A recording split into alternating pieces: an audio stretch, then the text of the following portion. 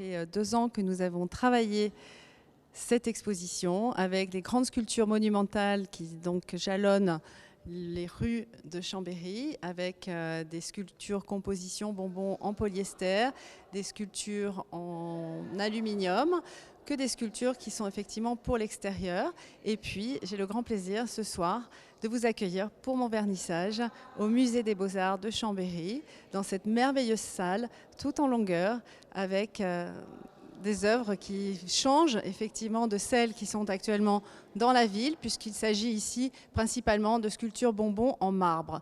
Donc je vous présente cette sculpture qui est en fait un container, comme on a l'habitude de les voir dans les villes du monde entier, que ce soit en Inde, aux Pays-Bas, au Luxembourg, en Égypte, en Afrique, partout dans le monde, aussi à Chambéry.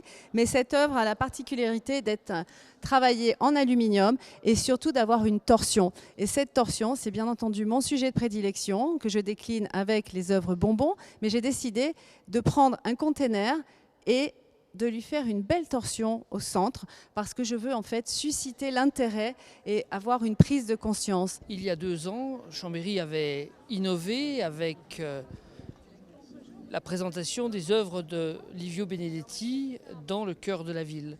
C'était une manière de mettre en évidence ce grand artiste savoyard décédé quelques années plus tôt, mais ça a aussi créé un mouvement de curiosité en ville, ça a créé un flux touristique.